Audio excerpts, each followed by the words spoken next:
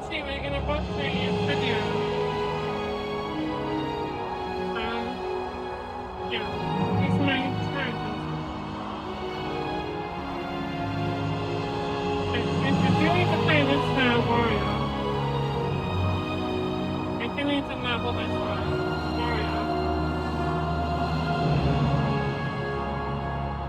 Let's see.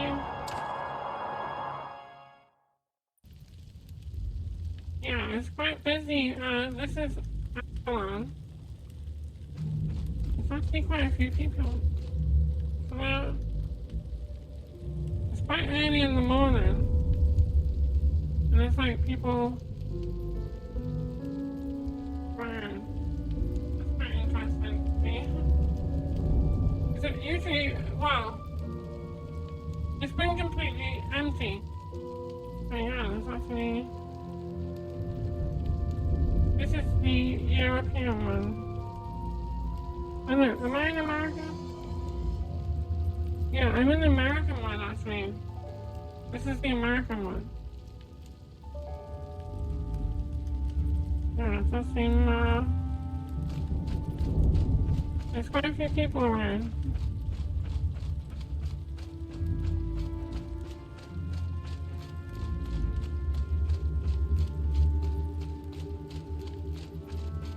Yeah.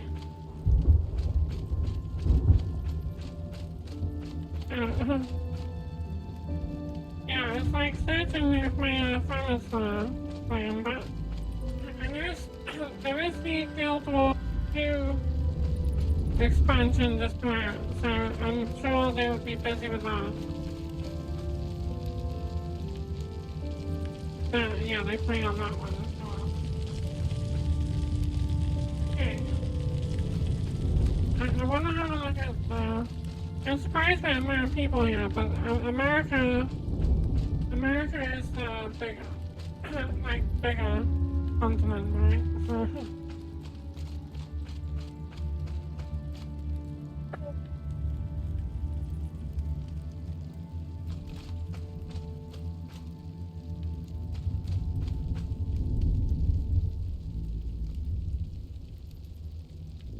it's good to see us so busy. Hey, maybe we can get a group for, like, one of the dungeon things. I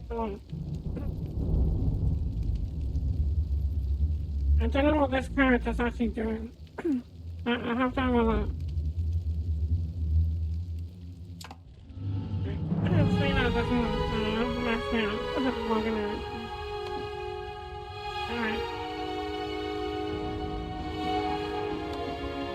This is my mind, I think.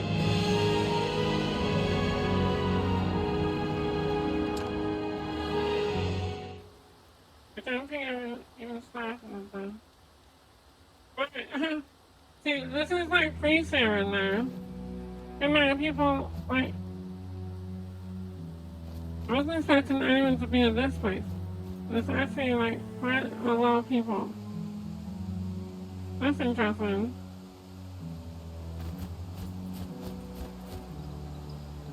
Wow. Yeah, it's like...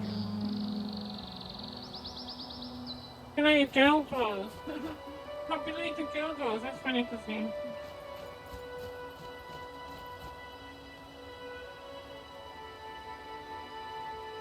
I don't even know what I'm doing on this character, am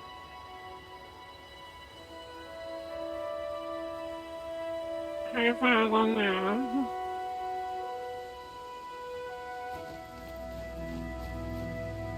I can just like teleport, can I? Where am I now? Portable Square. Ascalon City. Right, that's like one of the like...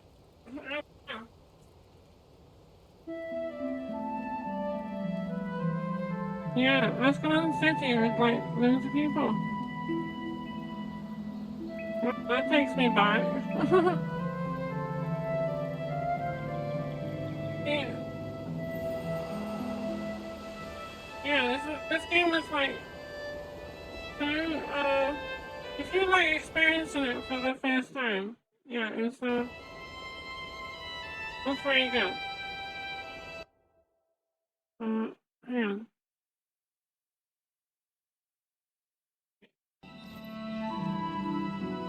Hello. I clicked off the screen.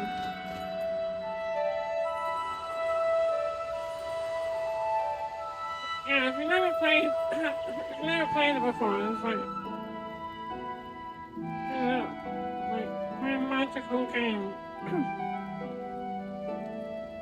But like, it's definitely more fun when it was like all populated like this. Like, yeah, 'cause it's been completely like not deserted. There's still people playing, but it's like very empty. You see like one or two people run across. But yeah, this is almost like how it was like when it first started. Look at all these new characters coming in. It's yeah, so you start up right here. And then when you like finish with this area, you speak to this third Titus to go to that place I was just at.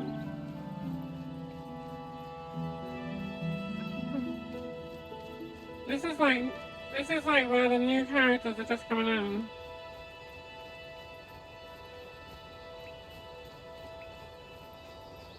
Huh. Yeah.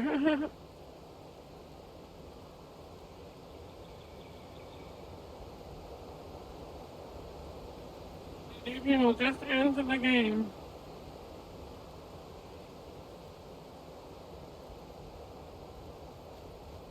This was my main class. When when the game was the monk was my main class. Uh, yeah, that was like my best character.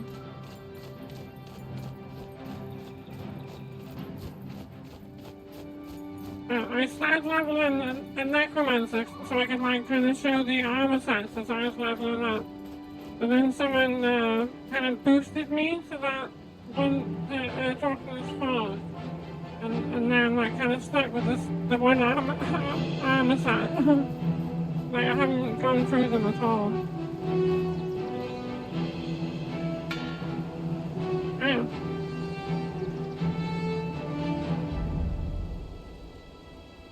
Great.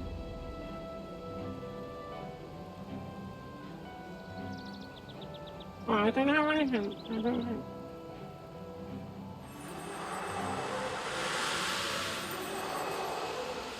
I don't have anything to trade.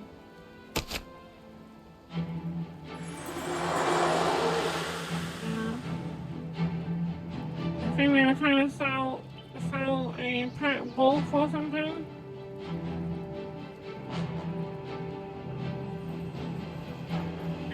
My inventory's full though.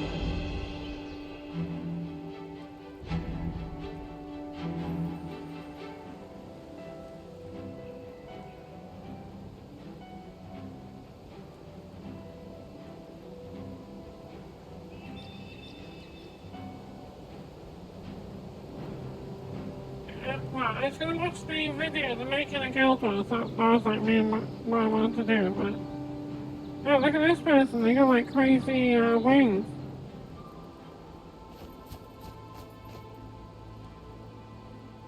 Oh, they gone there. That was pretty epic looking.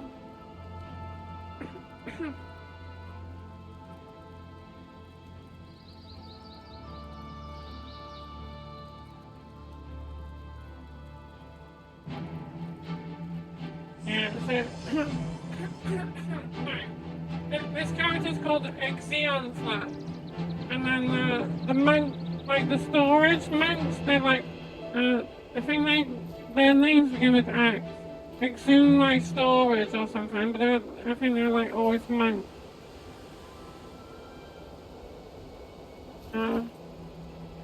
Yeah, definitely it's only around here. But yeah, it definitely felt like we could definitely get like a dungeon group. It'd be fun to do like there's like the one mission where you like the beacons. That'd be fun to do with a group for sure. Like yeah, going up for the. It's like the. Oh, I can't see it here. Yeah, it's like.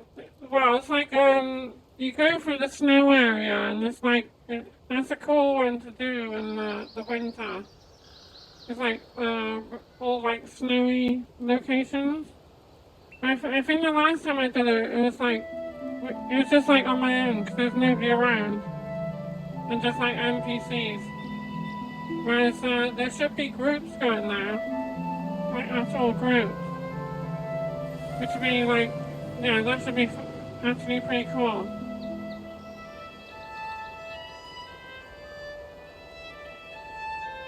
Yeah, there's like so many people around.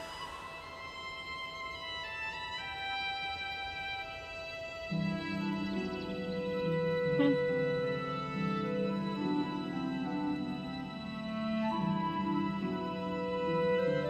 It was always kind of nice though, because like, yeah, it's like you got these, this is like the main city area. And then like, yeah, as soon as you go in here though, it's like you're questing solo now, unless you're, with a group. But like a merchant out here. Hmm. Yeah, I can't remember like any of the stuff I was doing.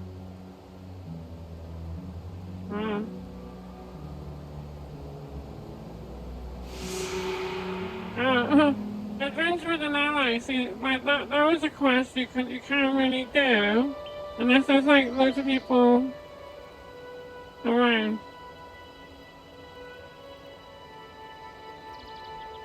Yeah, I think it's like one of them. You just need to like group up with someone and then like come out by here, which is like impossible when there's like nobody around.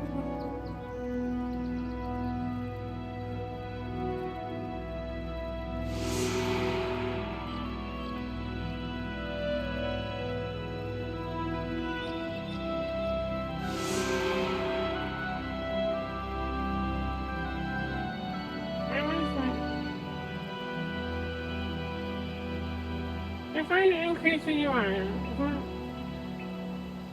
I already made it like bigger, right?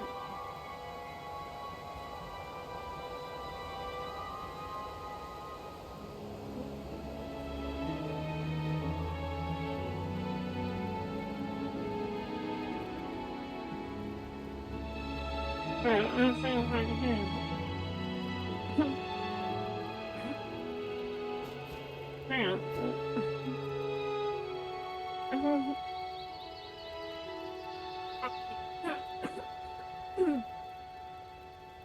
Sorry. Yeah, that's like easier to see. It's like huge on the screen now. Makes me feel like I completely I can't see. It's like so big. Yeah, there's GuildWars. They're like huge. Oh, see, I used to love the sound days, like the sounds the monk made. Like the sound.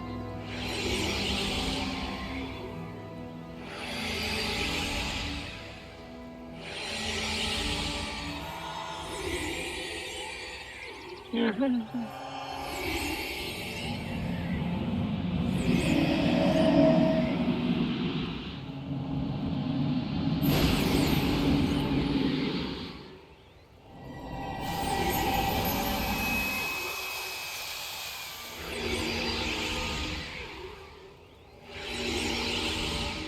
That's how you protect some of the shield ones.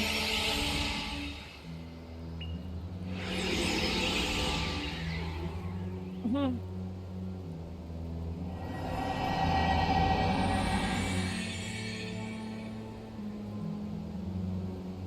I have a second class yet. No. Monk. He was like Monk Warrior was good.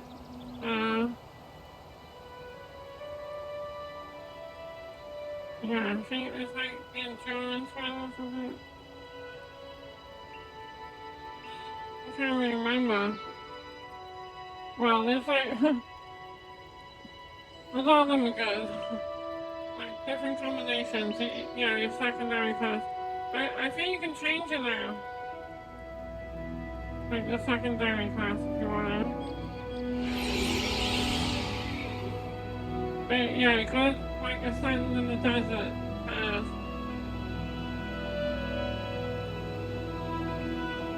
Well, I think you're always able to do that.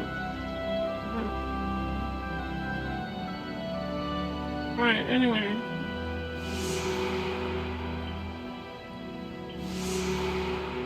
Yeah, so I'll watch that video.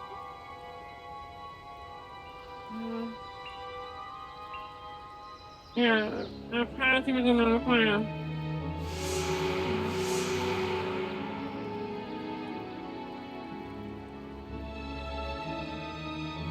Alright, the bear.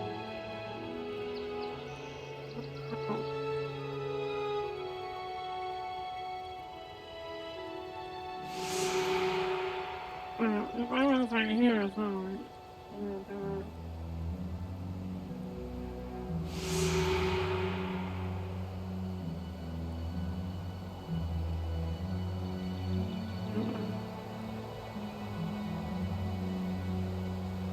Right, get the 5 volts fire. Okay,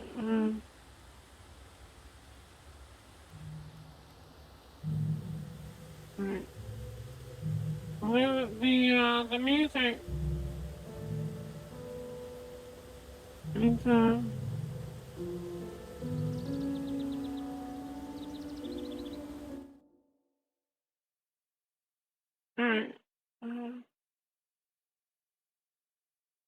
Not you either for that ghosty place. I can read it now, no?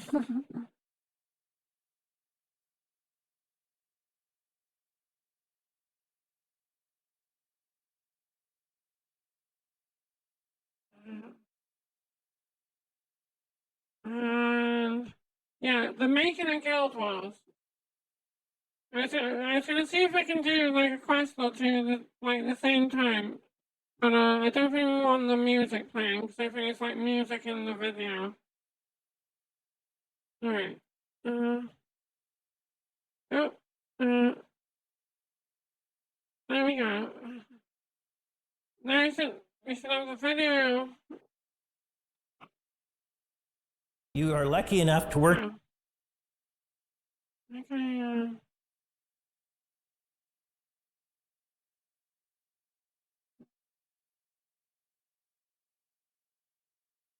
okay.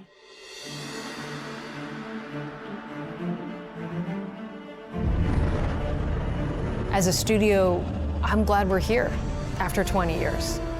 People say, how do you work somewhere?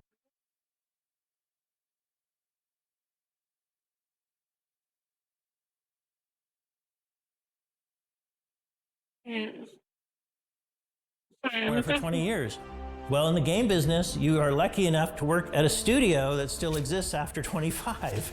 And that's rare and a wonderful thing. And that just comes back to the DNA of the studio. There's this secret little culture that I think has just never left ArenaNet. Hey.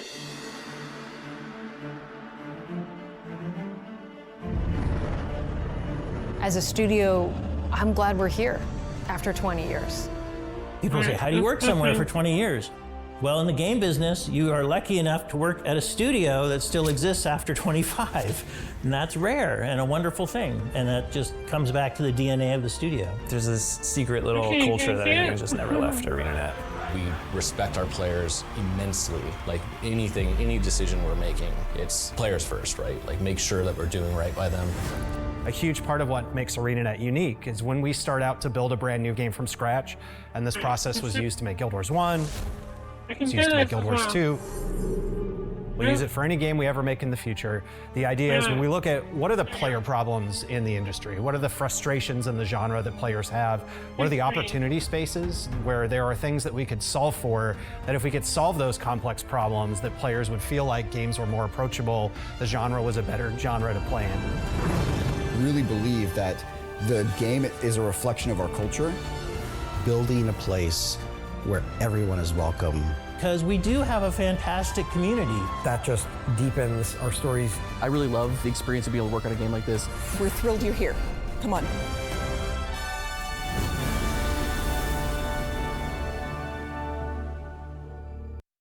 Sorry, I feel like I should take it back to the intro now.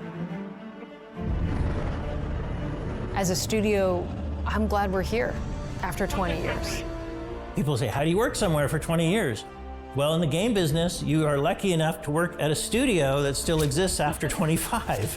And that's rare and a wonderful thing. And that just comes back to the DNA of the studio. There's this secret little culture that I think has just never left ArenaNet. We respect our players immensely. Like any decision we're making, it's players first, right? Like make sure that we're doing right by them. A huge part of what makes ArenaNet unique is when we start out to build a brand new game from scratch, and this process was used to make Guild Wars 1, it's used to make Guild Wars 2. We'll use it for any game we ever make in the future.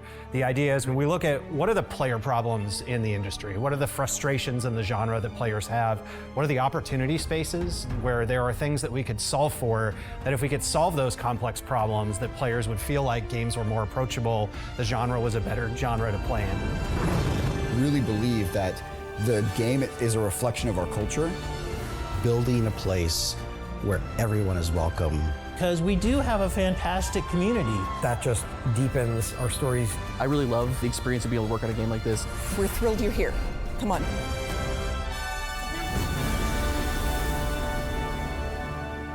Celebrate the 20 years of GuildWars.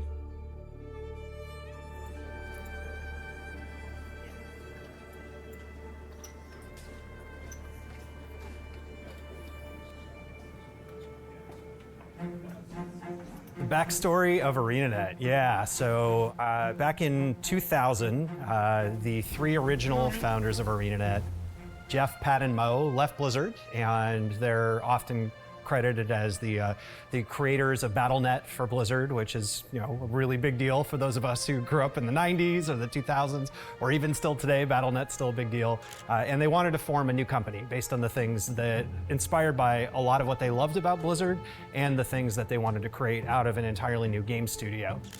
So they started off, I believe, in Pat's living room, and then eventually ended up in Mo's living room, and then eventually they ended up getting a location that became the first spot that the studio was built out from. And now, 2 locations later, we're in this amazing location today. The founders all came from an engineering and design background.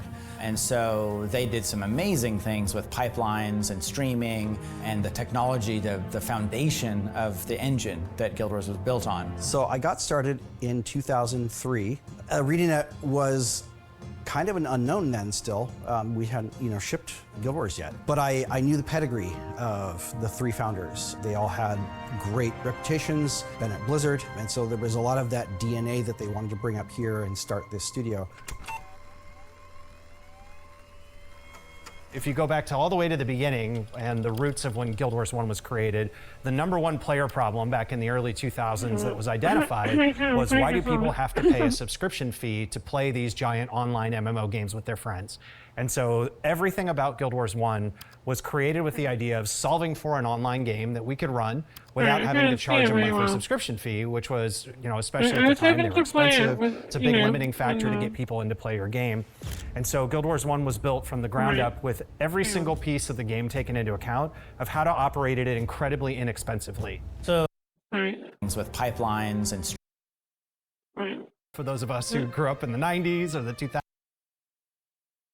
in 2000, the 3 original founders of ArenaNet, Jeff, Pat, and Mo, left Blizzard, and they're often credited as the creators of BattleNet for Blizzard, which is a really big deal for those of us who grew up in the 90s or the 2000s, or even still today. BattleNet's still a big deal. And they wanted to form a new company based on the things that inspired by a lot of what they loved about Blizzard and the things that they wanted to create out of an entirely new game studio.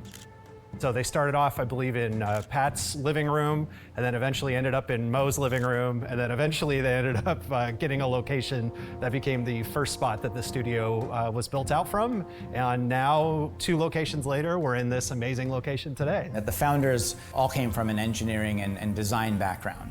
And so they did some amazing things with pipelines and streaming and the technology, the foundation of the engine that GuildWars was built on. So I got started in 2003. ArenaNet was kind of an unknown then still.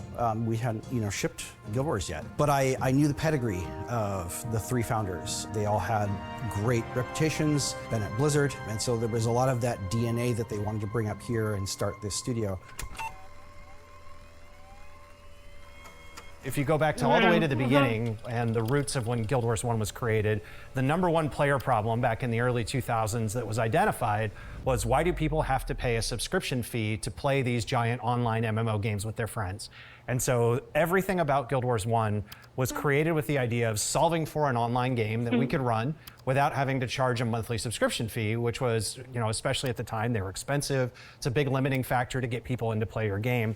And so Guild Wars 1 was built from the ground up with every single piece of the game taken into account of how to operate it incredibly inexpensively. So when I was still contracting on audio, I met with a couple of the founders, Jeremy and I, and we were talking about integrating the music and then talking about all the fancy stuff you could do with audio. One of the founders said, no, we're not doing that. Like, what do you mean?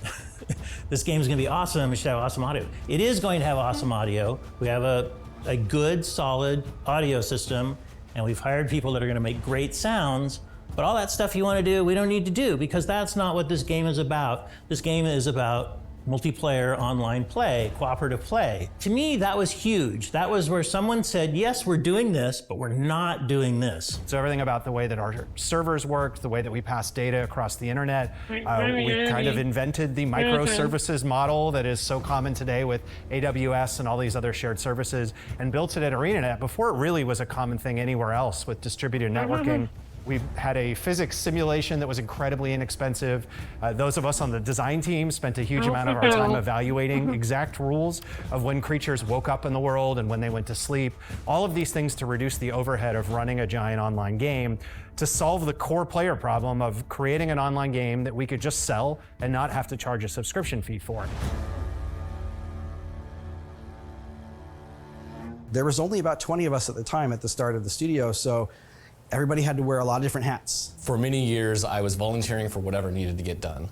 So I took the screenshots that were on the back of the boxes for Prophecies and Factions. I made trailers. I was a 3D artist at the time, and so I got my start doing a lot of odd jobs initially. First 2 major roles at the studio was one to design the company logo and the Guild Wars logo, and then the other one was to develop sort of initial concepts for what our UI for Guild Wars was going to be. Before I came to work here, one of the things that had me most excited when I read about the Guild Wars franchise was the idea that this is a studio that was willing to take their game very early in development and just put it out there for as much feedback as possible. There's a moment where a few years before launch, they took Guild Wars to E3, they put it on the show floor, and they turned the game on online so that anyone globally could play the game online at the same time in alpha form with the people on the show floor at E3. And that was unheard of. There had never been anything done like that before. And we all went down to Los Angeles and we hit the convention floor. This was our chance to kind of make a mark of this is our game. A lot of people hadn't heard of it yet. I mean, that was just an electric moment of that first sense of people like what we're doing. Just the amount of interest, the amount of passion, the amount that we saw our community grow kind of overnight. just by letting people play the game. I don't know about the higher ups, but like me personally at that point, I was like, oh yeah, we got something here. There were so many golden moments from that show. There was a brief period of time where actually GuildWars Live at E3 was like the 5th largest online game in the world when it was just a demo. At the very end of the event, ended up having a party in like the main town. It was Ascalon City at the time. I was actually the video recorder at the time, so I was sitting there doing fly-throughs of the crowds and just watching them do like conga lines and stuff like that. And just seeing all of the hype, like seeing all the players being like, oh my God, I'm so sad this is getting shut down. I can't wait for it to come out. Like it was, it was a moment. Yeah, I like that artwork. There was like the necromancer one. One of our core tenets, and this has been part of Guild Wars 1 and Guild Wars 2, was to make something that was artisanal, handcrafted, and to make something that didn't look computer generated. That when you're looking at a frame, that you're looking at a piece of art versus like, oh, a CG experiment. Like how far can we push this? So for Guild Wars, the original Guild Wars, there's a whimsy to it that I don't see in a lot of games. We're not trying to be super grungy or serious all the time. You know, the art style, it's not just an art style, it's a art concept. But I enjoy the push at ArenaNet to like push forms a little bit bigger, to exaggerate things a little bit more, to work more in that stylized realm. In some of the maps, like there are the big icebergs that look like ships. You know, that's what I mean about it's more of an art concept than an art style. It like mixes stuff together in ways where that's recognizable but fresh. It's a weird IP in some ways, right? Because it has bits of fantasy, it has bits of sci-fi, it's dragons, but it's also jade golems and floating cube cities and a little bit of cyberpunk over here, but a little bit, medieval over here. It's a really vast world. One of the big things as we were continuing to move forward was that we didn't want technology to be in itself what we're gonna hang our hat on. You don't look at Mario Brothers and say, oh, that looks lesser than. It is what it is, and it's 100% correct for what it is. It's not trying to do different things. It's not trying to do mocap, and all of these technological advancements. It's just going, they're pixels, they're colored pixels, and it's fun, and it works. At the beginning, when I first joined the company, Guild Wars 1 was kind of an experiment. Like we were trying to figure out how to create storied missions and campaigns that could be experienced in any order and allow players to kind of take these characters, go on these fantastical journeys, all through the lens of a skill capping system where the skill builds and customization was all part of it. So some of the unique things that brought people to the Guild Wars franchise, especially early on, that separated it from the other games in the MMO space, was our focus on what we call horizontal progression. The idea being that you could level your character up to max level very, very quickly. Guild Wars 1 only had 20 levels in it. And so in a matter of a couple of days, a week, you could get your character up to max level. When I first started here, Guild Wars 1 was quite a bit smaller. What we call explorable zones between the actual missions, they weren't in yet. Originally, we assumed that PvE would be sort of a staging ground for people to learn the core mechanics of the game, and then eventually they would shift over to the PvP side of the game. And we actually found throughout the development that players really gravitated towards the sort of PvE side of Guild Wars 1. We thought it was going to be more like you do the PvE area to learn the functionality of the game, and then you shift over to PvP. But it turns out that people really just wanted more of that PvE experience. So we added the explorable zones, which, God, when I think about it, it probably tripled the amount of like playable space there was on the PvE side, because that was the bulk of the play space. Yeah, it's like huge, isn't it? The maps are like... Not very big.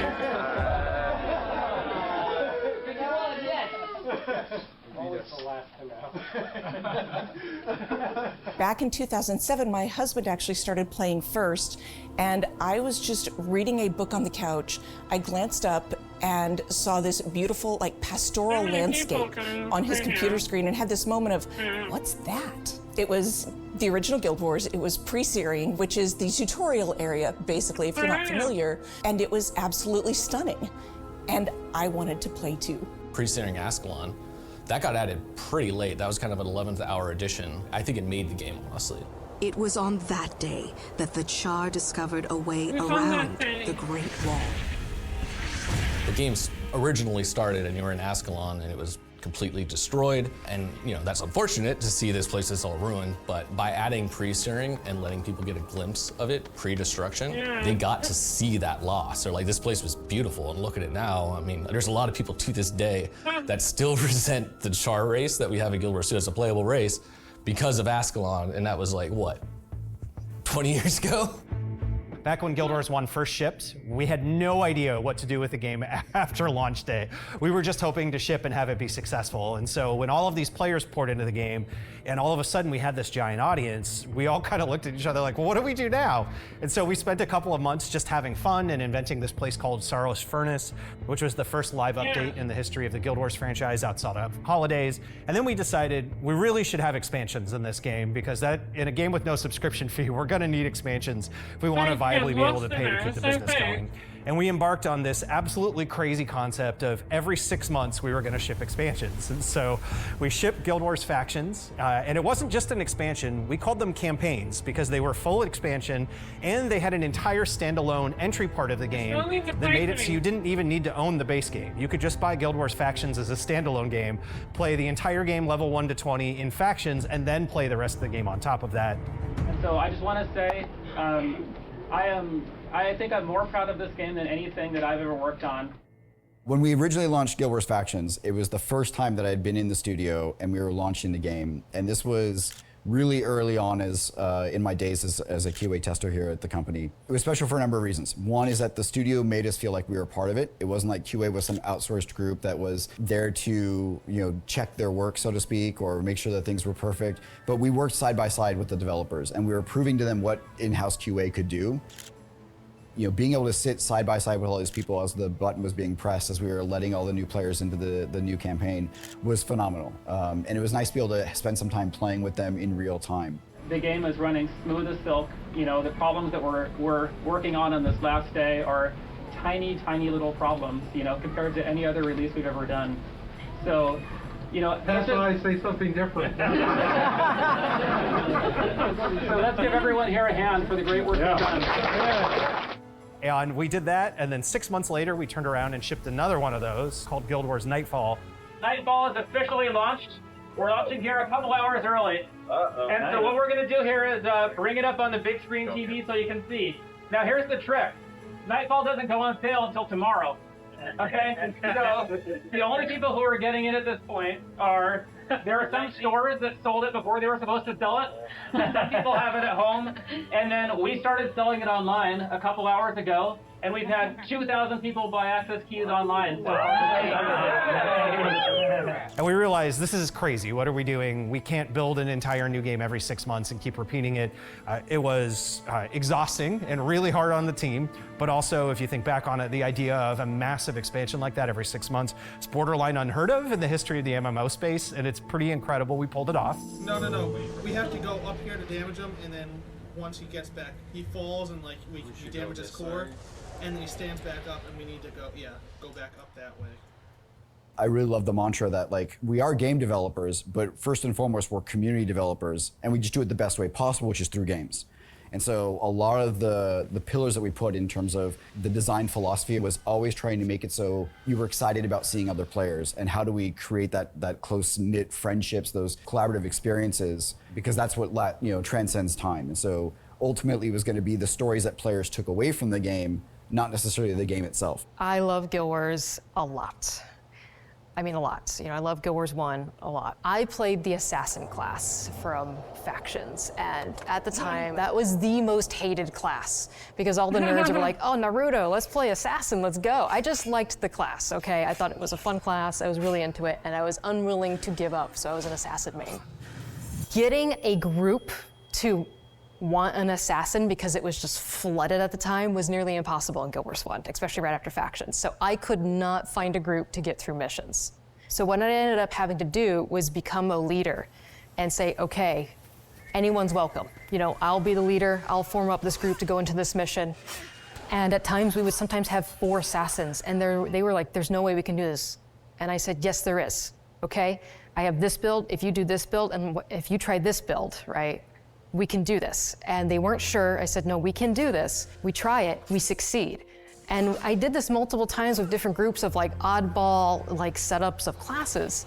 And they were always impressed when we could finish at the end, and we could. When I reflect back on it, it was kind of the first time I got confidence in being a leader.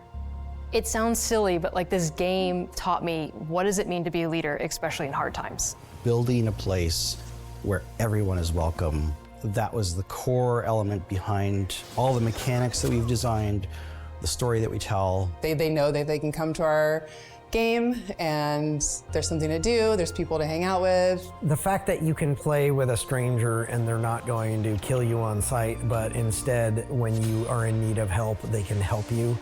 We incentivize being a good human. You get XP for reviving a downed person.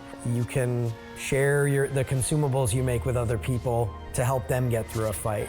There are like little things that we do in how we make the game function that incentivize better camaraderie. Now he's dead. No, come on. I've had interactions in the past on our social media channels where somebody who was new to the community did not really understand how something worked, and it wasn't that they were necessarily saying something hateful or negative, it was just indicating that they were new. So many times I could just sit back, I didn't need to do anything because our existing community would come in and help them and show them, this is how it works here. We're thrilled you're here, come on. And remember, my friend, you never fight alone.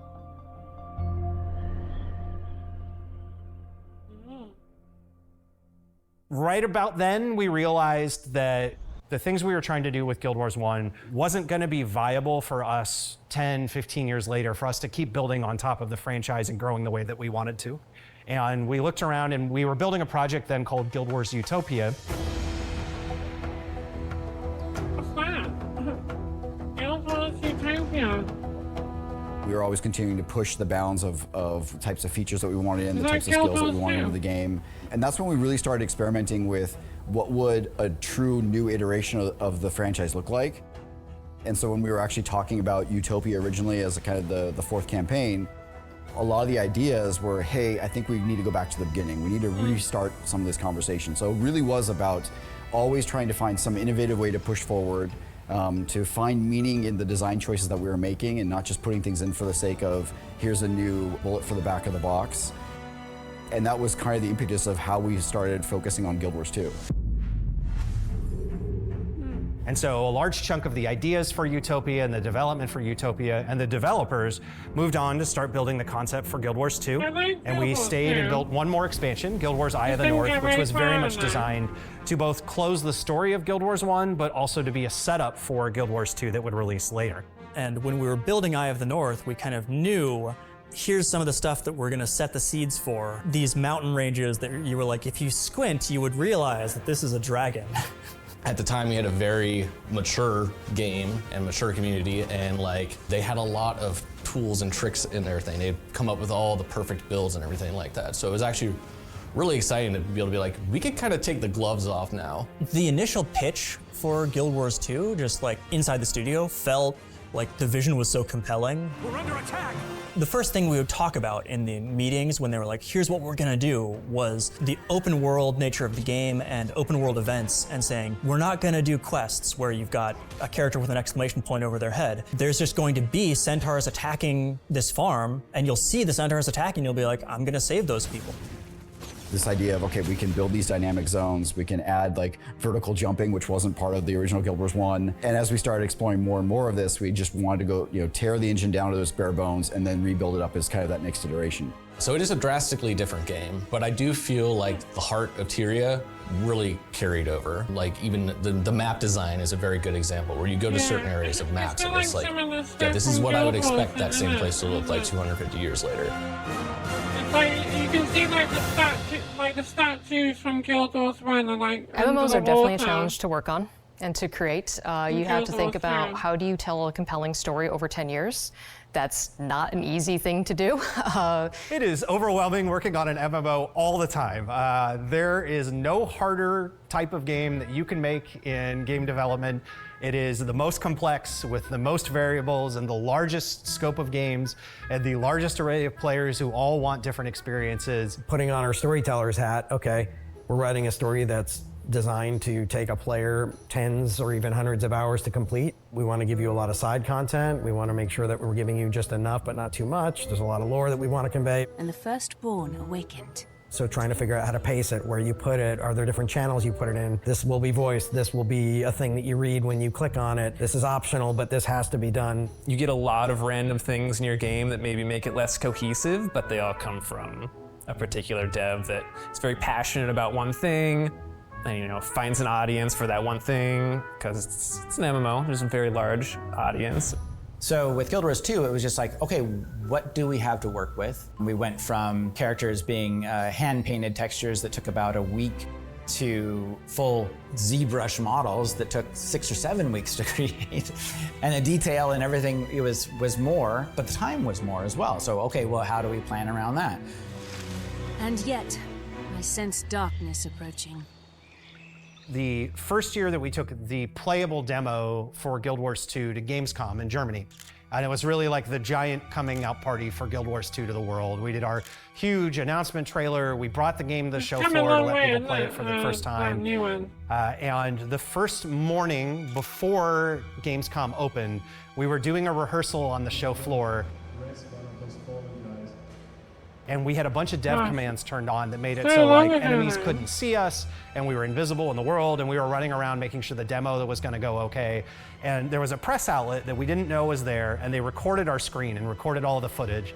And they leaked the footage that night, and it was like this grainy, really crappy looking footage that showed the game in the worst possible light, because we were using all these dev commands. All our characters were invisible, so all the enemies were just standing around in the world not doing anything. And everyone was freaking out. They're like, this game looks terrible, the AI is awful, what have they done? They've ruined the Guild Wars franchise. And we all saw that the first night, and we were heartbroken. What an awful way to start the convention where our game was gonna get shown. And then the next day, the show floor opens, and everybody gets to come in and start playing the game for the first time, and we show all the trailers and all the game footage for real, with enemies actually reacting to players, and people lost their minds. And the line on the show floor was so long to play the game that they reached the point every day where they had to stop the line, because the convention, that I think was like 10 or 12 hours long each day, the line was longer than anyone would ever get to play the game. The queues were maxed out because we did this like 30, 40-minute experience, because we want to make sure people had a real chance to experience everything that it had to offer. But we also knew, given that it was designed to be played with players, we needed the studio's support, right? So it felt like the world was alive. Because there's nothing worse than like playing an MMO when there's no one around you and you're missing one of the core components for it. So we're like, all right, here's the plan. Everyone at the studio is going to play the game that week. We'll all be in the game, running around, acting like we're just more people. So we had the whole studio switch to European time for the week, starting the workday at midnight. So the whole studio went on graveyard shift for a week.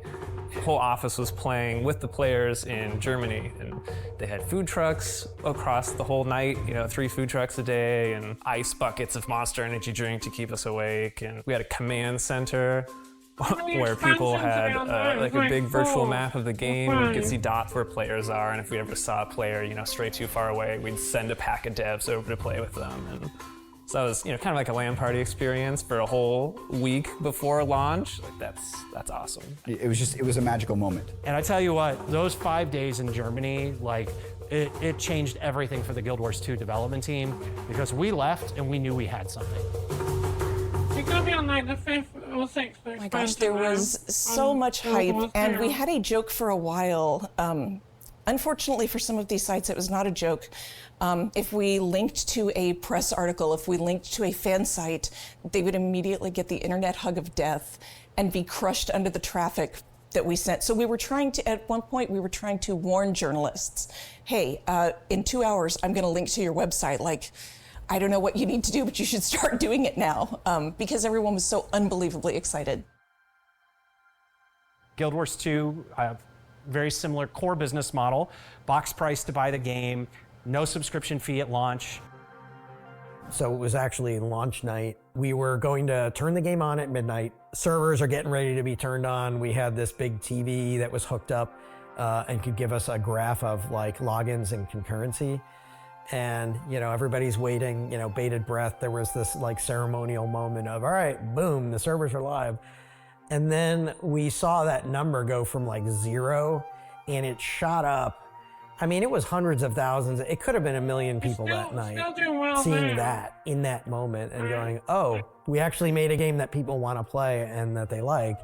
It was incredible, and I'll never forget that moment. So the night that we launched Guild Wars 2, Isaiah Cartwright, who was the lead systems designer at the time, the two of us were housemates.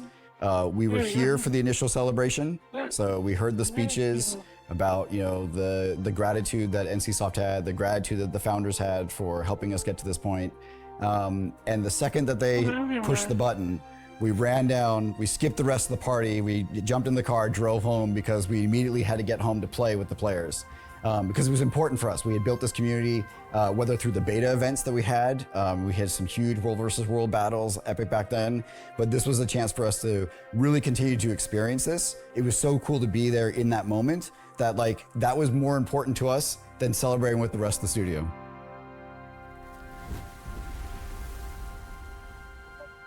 But then as the reviews started coming out and as more people started playing it, more people started buying it, and it got so big that our servers were refusing connections. It was just overload.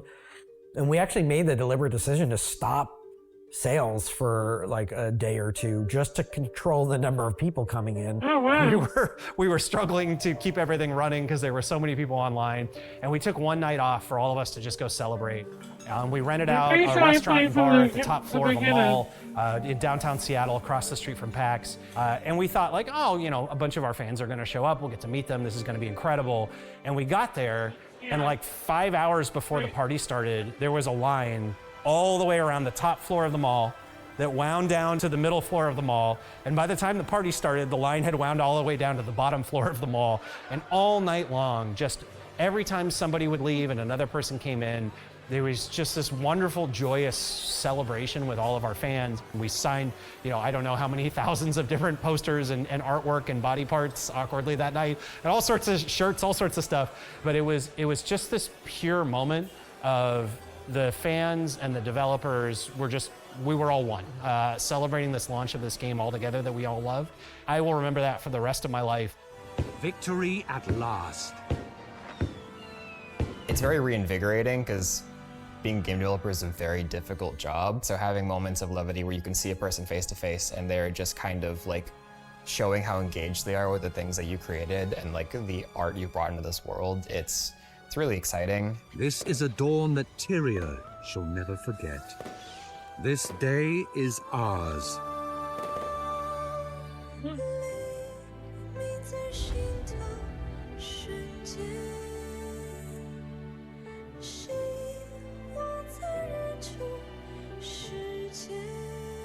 Oh, was that the nodes, wasn't it? The giant people. I think they were there from the start of the game, right? After launch, very similar to Guild Wars 1, we tried some really wild ideas. And the wild idea we tried after Guild Wars 2 shipped was this concept that we called Living World. And at the time, our then studio head, who was one of the original founders, challenged all of us on the development team on Guild Wars 2 to try to deliver an experience inspired by how popular Game of Thrones was on HBO at the time. Of how everybody was talking about Game of Thrones, and everyone was talking about this incredible experience of this water cooler moment where every time a new episode came out, it was all anyone could talk about. He challenged us to come up with what could we do in Guild Wars that would create an experience like that, which is where Living World was born from, of this concept of we would have episodic updates. Eventually we got to the point where we were delivering them every 2 weeks, where the game world would meaningfully change and the story would move forward, with the goal of having every 2 weeks everybody would show up and want to be a part of it. And the business model for that started off with originally, we just had those episodes given out for free, and that proved to not be very successful. We also took the updates out of the game immediately after, so you had to be there to experience it, more like a TV show. Turns out fans hated that idea, and so we pivoted from that, and then we started doing, if you showed up while the episode was live, you got it for free, and if you came after the 2-week window when it was live, you had to pay a small fee to get the episode. And we followed that model for a while, and that also was not a viable business model for us. And eventually we pivoted to going back to delivering expansions. Ladies and gentlemen, what you just saw was the world premiere of the first expansion pack for Guild Wars 2. We did Heart of Thorns, we did Path of Fire, yeah. eventually End of Dragons, and so we did a handful of really big paid Those are the ones expansions I for Guild Wars remember. 2 with Living World episodes in between. And then there's like Emerald. Yeah. Yeah. See, I didn't really play, well, never really played through them, but I've always watched the trailers and stuff. But I'm saying, yeah. And, I would like, say it's, like, cross-departmental changing. collaboration is the biggest component to game development. If you can't succeed in that, you're not going to make a game. There was a lot more of an emphasis on that collaborative element. You know, in the creative process, like, good ideas come from anywhere. There's entire features we built for the game that came from the mind of an artist, not a systems designer. There's artwork in the game that is inspired by something a designer said who had very little artistic skill. People surprise you all the time with how creative they are. Even going back so far as, you know, the Coden being these giant polar bears on these iceberg ships was born out of two amazing concept art pieces that we had early on that just was the ships and these polar bear creatures, and it was like, this makes sense in our mind, and so we were inspired. And so a lot of what you see in the game and a lot of those cool moments are these inspirational points that we take from each other. And so when you talk about collaboration, it's not just about working side by side, but it's also about helping push each other to think outside the box, to find something new that we haven't considered before. You've been in the mounted fishing, right? Fishing on a boat. Krakatork was a hard one in that cross collaboration, just because like the request was we need a large dragon, and every team along the way was like, how are we going to do this? He was such a why giant didn't you dragon. talk about the dragon in and Guild he is Wars the 1? asset, the That art used to asset that be, we spent the most really time on hard. of any other asset in the game as a whole. From concept, you know, to The modeling, house- to the house rigging. frame. That was a big one. How we're going For to the whole animate it, how we're going to dungeon. frame it, what's the sound, like even the Right. audio team, like how do you make something sound big and impressive compared to the rest of the mix?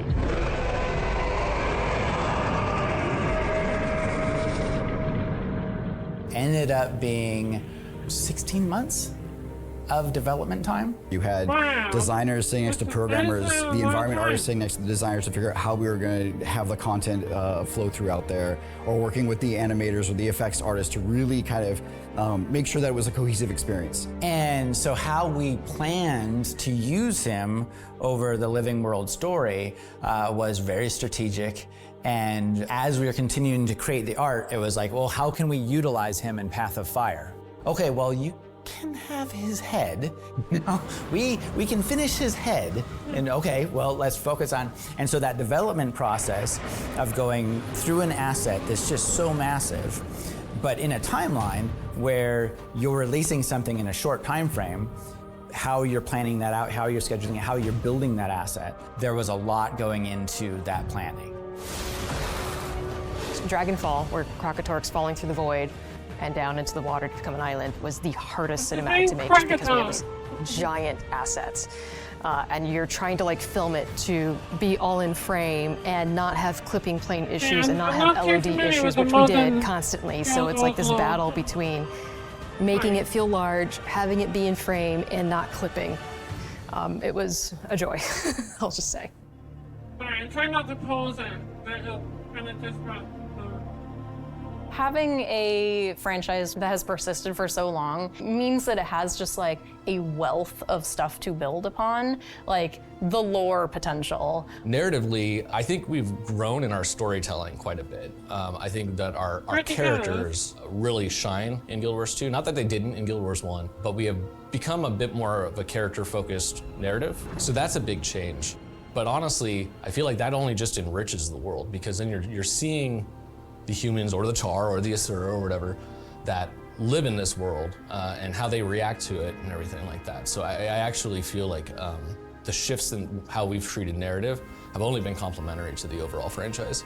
I'm going to dream now.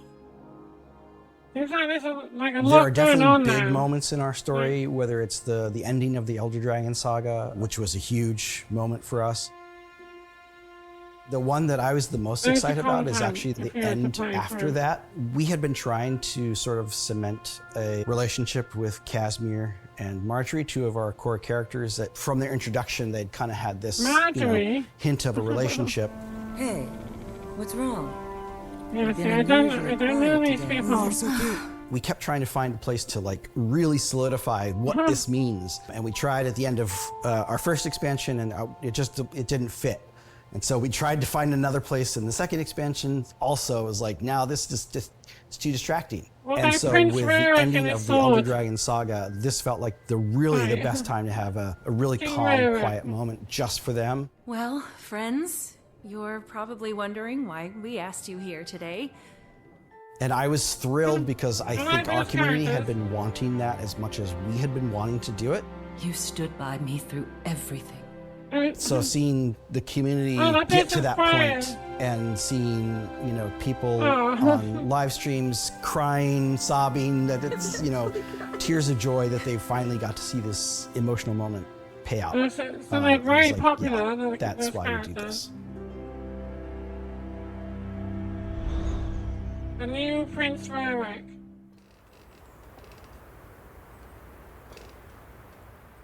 Yeah, I think one of the most impactful, I think just moments that stick out to me in my time back at ArenaNet was actually the release of End of Dragons back in 2022.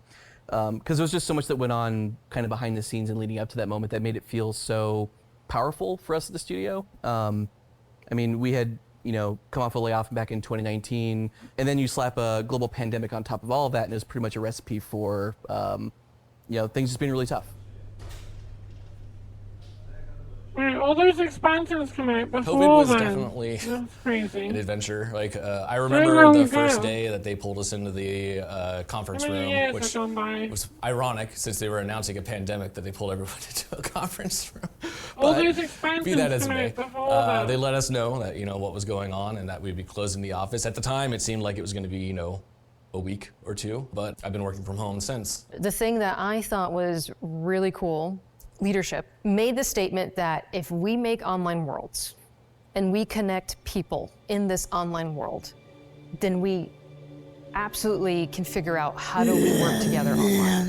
And that rally call, I think, really kind of brought us together. We ended up releasing End of Dragons in early 2022, and I think it was really vindicating and just helped us, get past, I think, one of the darker chapters in ArenaNet's history with such a strong, successful release for us. Just watching through this, so I haven't seen it, but I think our relationship with the community has definitely been a huge, motivating factor over the years. I feel nothing but very fortunate and very grateful that there's a community that has supported this stable project that we can continue to expand, continue to work on.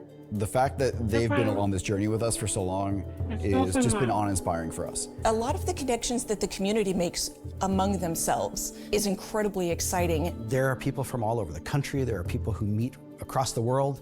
There are people who met online and then got married in real life. That's magical. There was this community of players called Gamers Giving Back who used to exist, and they used to do this stuff called Pink Day in LA, which was raising money for breast cancer awareness. And also every year they and another guild do this thing called Tyria Pride, where a whole load of players get into the game together, get as rainbowed up as they can, and they march from end to end in Tyria.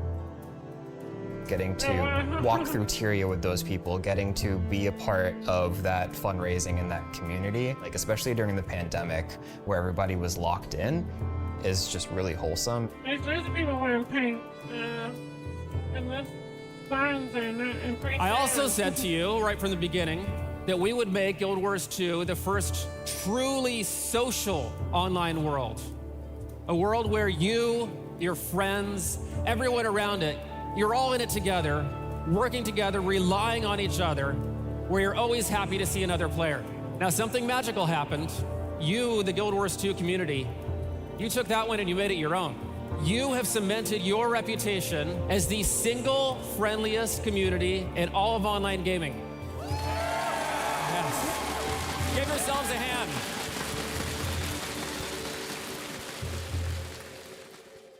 They are quite very friendly. Over aren't they? time, slowly, Like, when I play as the Guild audience Wars has 2, changed and the size of the well, engagement for the product has shifted, we can no People longer do trying to giant help. expansions and Living World all at the same time. And so what we do today is every year we ship one new expansion for Guild Wars 2. And that expansion is broken up basically Okay, into 4 Guild parts. Wars. There's a launch day version of the expansion where you get to experience a lot of the new features and a lot of the new region and story. And then every 3 months after that, in quarterly updates, we add chunks of the expansion until over the course of a full year the expansion is released. And then we release another one. And we've been operating that model now for 2 years. It's been awesome to see the transition from the sporadic cadence, Heart of Thorns to Path to Fire, into something that's more regular for our players, so they have more expectations or clearer expectations about what's coming for them. I ascribe very highly to this concept of the light at the end of the tunnel theory with an MMO, of if players don't see a light at the end of the tunnel, if they don't believe in the future, and if they don't have enough information to understand about where the game is going in the future to have that belief, then you are in huge trouble. And so, yeah, we watch really carefully what fans are talking about, what they're saying, the player sentiment within our community. And when we deliver things, we very often, every year we do a big retrospective on our expansion and talk about what went well and what didn't. What did we learn from you? What are you all saying that you didn't like? And here's what we're going to do to try to make it better next time. Fundamentally, we sort of always look at what do players need. We try to one. solve player problems or fill gaps in the sort of player fantasy. For one of our recent ones, for example, Janthier Wilds, we're like, well, people love Tyria so much, they probably want a place to live in it. So that's why we settled on adding homesteads, because it's people want to be able to have a home in the world that they love so much. Is no longer home to me. But perhaps it can be for you. No way! Really? Oh my god. Hey, covering the webcam. Housing? Housing? Hang on. They did it! They're about to make so much money! When we start a new expansion, there's always kind of an early brainstorming through narrative, design, art, okay, what is design and narrative thinking as what's the story? Where do we want to go? Where did we leave off? Where are the characters going? What's going to be our conflict? What's going to be the story? And then we start thinking about, okay, where haven't we gone? In all the new content and new expansions, there's always a goal of trying to show players a new experience or a new twist on Guild Wars 2 that they haven't done before. In our brainstorming sessions, it is really cool seeing what if we do this crazy thing, or what if we so you can kind of get out of the box. We can have very serious stories, we could have humorous stories, we can go a little bit horror, we can go a little bit light. I'm still waiting for a musical. I keep poking narrative about this. Come on, let's just do it, musical expansion. So for the next expansion, one of the ideas was, we wanted to go for kind of a adventurous, tropical, but jungle, danger, extreme magic, kind of a Bermuda Triangle-y kind of, okay, why hasn't this place been explored before? Why hasn't anybody talked about this? Well, because nothing escapes from it. This must be Castora. So it is. We should maybe reinstall the Guild Wars 2 and try the new expansion. This will be quite good, like the new one. Visions of Just feel Eternity, it has been an interesting creative process because the player is going to a new land that they've never been before. It allows us a lot of creative freedom to make something new, but there's also the challenge of making it feel like a part of the game, integrated with the rest of the lore. It's the first time in a long time, if ever, that we are giving the players just a whole new place. And I think that has given us a lot of challenges, right? Creating an entirely new space that had no previous reference or culture. But I think it also means that it gave us a lot of freedom and flexibility to really shape the space in the way that we wanted to. Our goals, our kind of highest level goals, were exploration and discovery. If you look deep enough and if you spend the time to kind of go to all parts, you're always going to find something intriguing.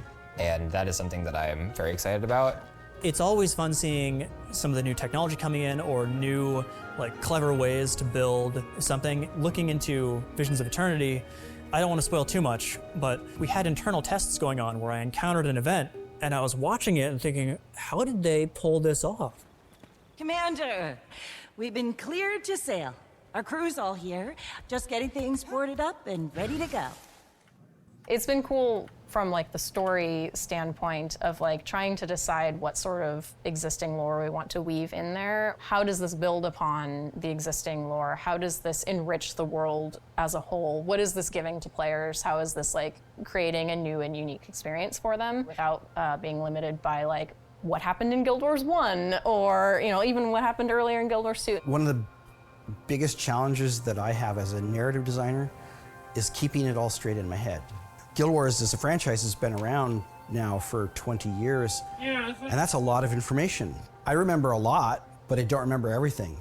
I don't always remember which parts are things we concepted, which parts we published, which parts are out there in interviews versus whether, right? Like, I use the community a lot, whether it's going to our wiki. The wiki community in particular, like how detailed all those pages are. I'll tell you, our player wiki is when we talk about stuff internally and we're like, hey, what is this event all about? One of our designers will link the public documentation on things before trying to look at the internal documents, because the internal documents, it's all over the place, right? The wiki is going to be like spot on some things. To verify, did we say that? Where did we say that? How often do we say that? Making sure that I'm checking against what the community, which is amazing at like condensing all the stuff that we have put out there. They do that so well that I use them as a resource all the time. Every time I play another game and I'm like, oh, let's try to find out what this quest is about. I'm like, yeah, this isn't as nice. Legends were born that day.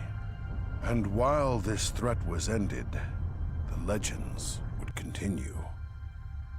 We still have this tradition of we want to respect the origins of this, because we also know that not all of the Guild Wars 1 fans became Guild Wars 2 fans. Like, they found something in there and they really loved it, and so we want to continue to support that and protect that as long as we can. This year's Guild Wars 1 turns 20, and I think the cool thing there is not only did we as a studio celebrate it by making announcements and releasing some surprises to a 20-year-old game, showing people, hey, not only is it still available, the servers are still on, your stuff is still there, you could go back in and play it, but there were a lot of people who never played it at all who were then like, hey, maybe I'll give this a shot. We're doing an event where we're all replaying Guild Wars 1 together with real people. Some of our most dedicated streamers started holding events just welcoming people in and saying, hey, I'm going to spend this entire month playing this game that was a big part of my life back then, and I'm going to bring you all for the ride. Oh, I see. Oh, look at this. Look at this. Let's just be part. Let's just be part of it. Guild Wars 1 has been up 100% for the last 6 years. The original goal was 5 nines, 99.999%, which is 5 minutes a year of downtime. Yeah, we've had about 32 hours total over the entire course of Guild Wars 1. So what is that, 99.995 or something? It's extraordinary.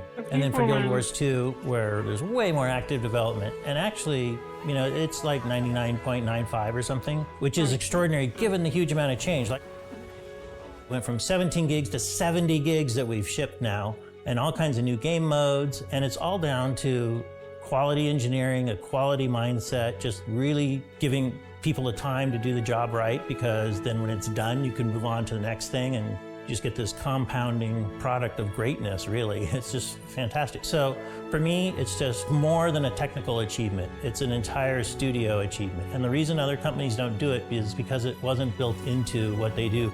We're going to continue to support this game as long as we can, because we also believe it's part of that foundation of what it means to be Guild Wars, or what it means to be ArenaNet IP.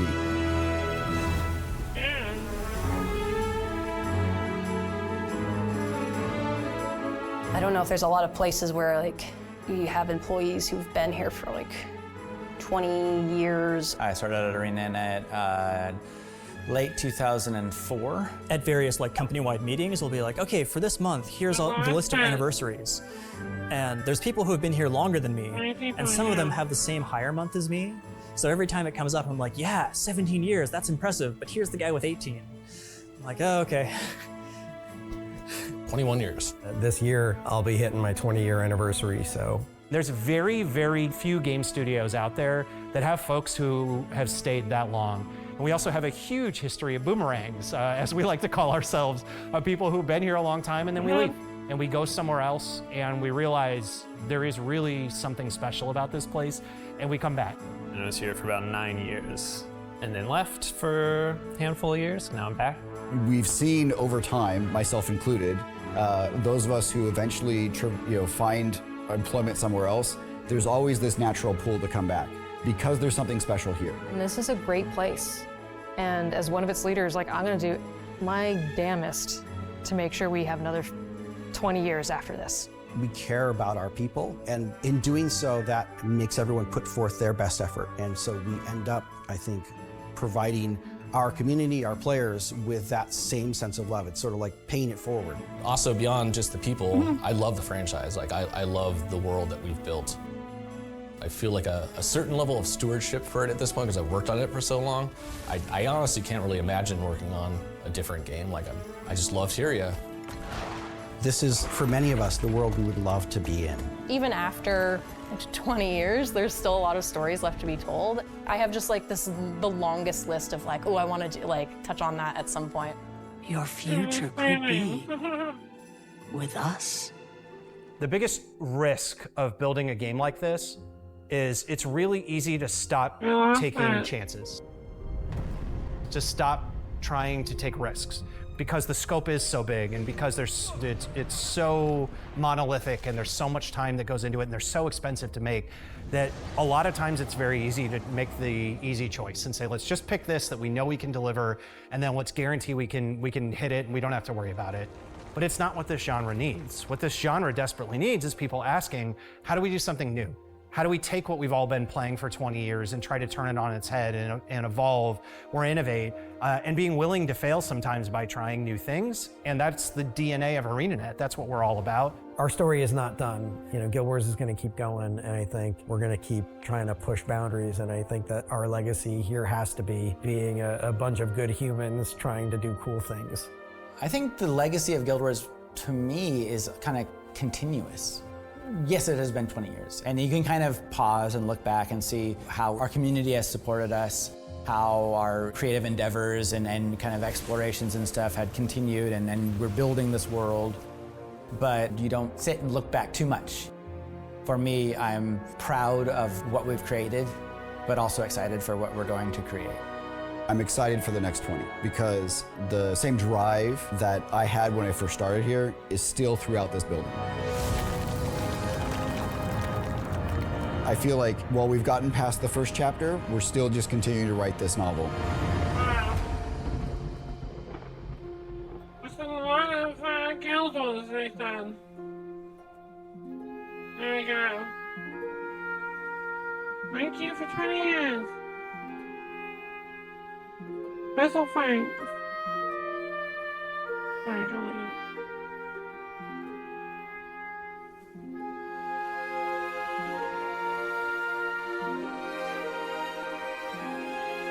The music's always been very good, isn't it?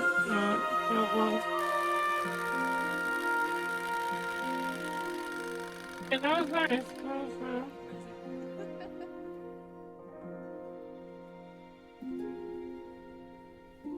I like seeing like the very original GuildWars. So that's fun.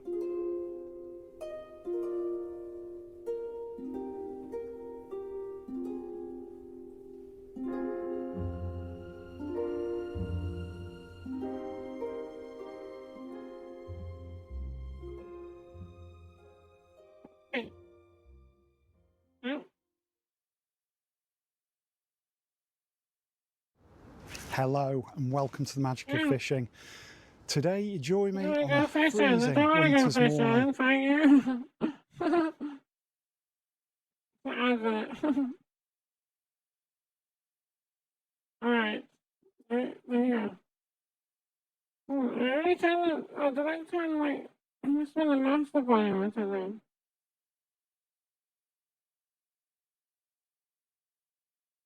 Yeah.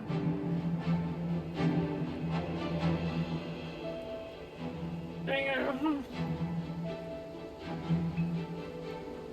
Alright. I should probably stop here because I got stuff I need to do. I was gonna play for a while.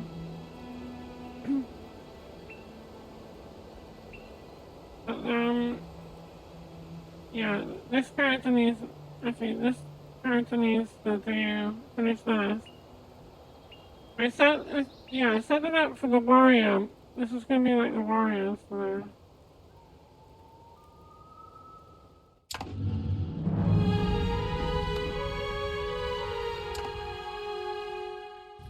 Like the yellow and the orange, it's more the warrior skill. Oh, sorry, yellow, red. There you go. Okay, how many people are here? Yeah, once I get my days off work, I'll try and do some of the dungeons with all these, like, there's so many people around, and we'd like fun to do the missions, I mean, with a group. Like, I don't know which one this... I have to find that.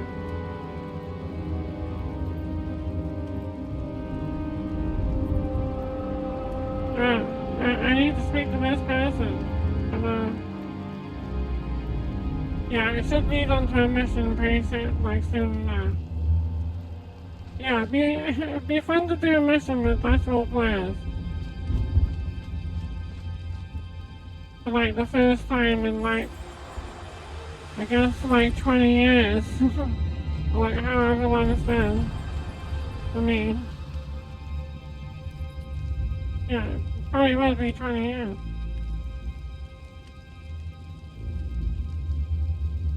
Yeah, once you do this bit, it goes up into like the snow area, which is like, yeah, like you'll light the beacons and stuff.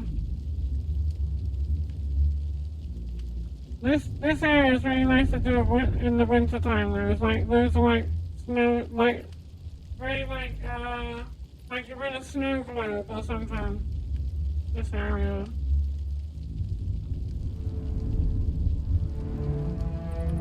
Right.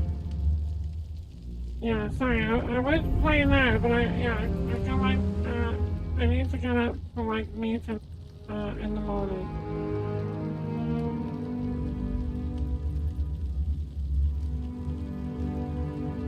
I should get some rest for a little bit at least.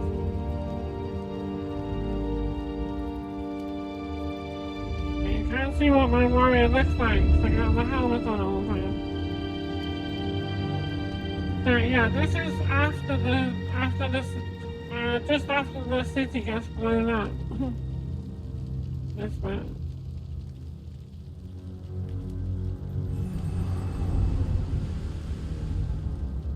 So inventory. Hi. There you go, that's my warrior looks like. Oh.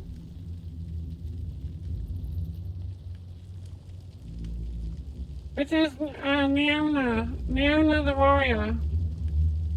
Which is like one of the names I use quite a lot, right? But you see that, Neona.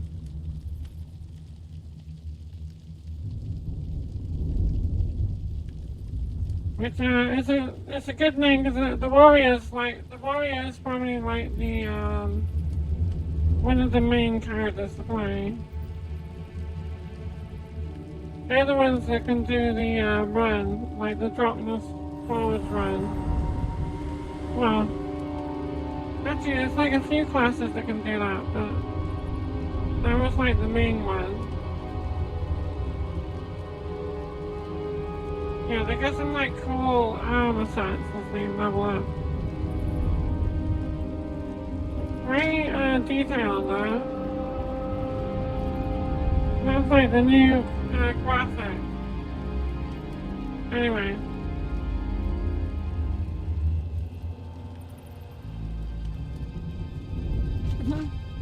That person's name. Bob is a ranger.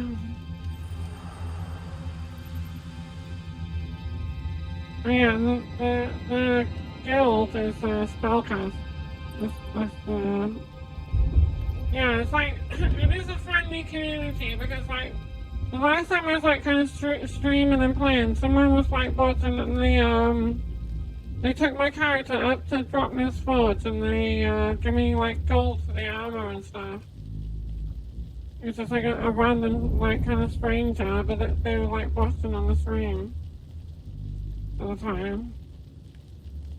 Which is the necromancer character.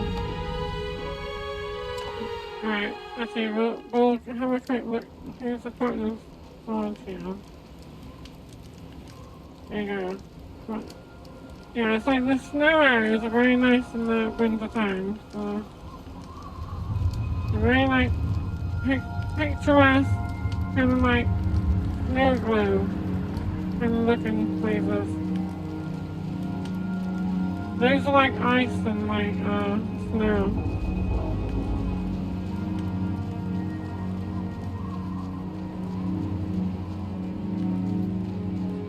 Yeah, this place always like kind of reminded me of Christmas there. It's like it's run by dwarves with beards. So it's very like kind of Christmassy. Right, there's one of them there.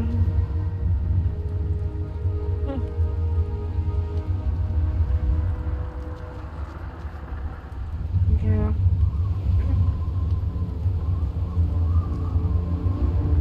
Yeah, I better stop there. Well, yeah, I don't want to get into any dungeon or like land right now. Okay, mostly wanted to watch that. That looks like the making of GuildWars. Yeah, watch that there. Next time, we'll do some dungeons while there's people playing. Would be a fun thing to do. Especially like going out through that snow area. Fun to do with a group. Like the beacons, like yeah, I just remember doing that like years and years ago, and it's like when it was a new thing, it was like so much fun back then. Like the first time seeing it, yeah. Anyway, good. Thank you for watching and like checking out my channel as well. Whoever that was part of it. Yeah, and I'll be back again soon. Like, I'll be streaming more once I get to my like days off work. Okay. Thank you and goodbye for now.